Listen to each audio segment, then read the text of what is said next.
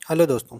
आज हम आपके साथ साइंस के बहुत ही मेन टॉपिक पे डिस्कशन करने वाले हैं, जिसे हम लॉज ऑफ मोशन कहते हैं या फिर न्यूटन के गति के नियम भी कहते हैं, क्योंकि सर आइजैक न्यूटन ने 1687 में अपनी बुक प्रिंसिपिया में इनको प्रतिपादित किया था, इन नियमों को प्रतिपादित किया था, डिस्कवर्ड किया था। इसी कारण इसे हम न्यूटन के गति के नियम भी कहते हैं। आज इस लेक्चर में हम फर्स्ट पार्ट को यानी फर्स्ट लॉ को रिकवर करेंगे। तो चलिए स्टार्ट करते हैं। फर्स्ट लॉ हमें यह बताता है कि अगर कोई भी वस्तु, कोई भी चीज़ विराम में है, रुकी हुई है, स्टेबल है, तो तब तक वही उसी कंडीशन में, उसी स्थिति में रहेगी जब तक कोई बाहरी बल उस पर अप्लाई नहीं की जाती है।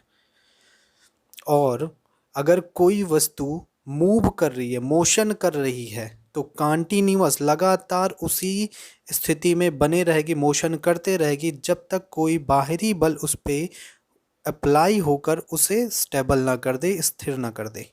यानी हम एक एग्जांपल से समझने की कोशिश करते हैं। जैसे अगर कोई बॉल कहीं रखी हुई है, पड़ी हुई है, तो वो उसी कंडीशन में वैसे के वैसे ही रुकी रहेगी जब तक हम उस पर कोई फोर्स नहीं लगा देते।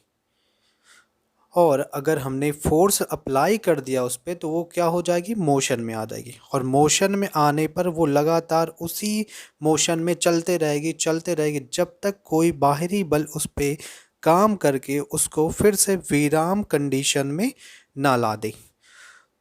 तो आप लोगों को, मैं होप करता हूँ कि आप लोगों को समझ में आ गया होगा कि न्यूटन का फर्स्ट लॉ क्या कहता है। तो अगले पार्ट में हम न्यूटन के सेकेंड लॉ को डिस्कस करेंगे। So please keep subscribe and like. धन्यवाद।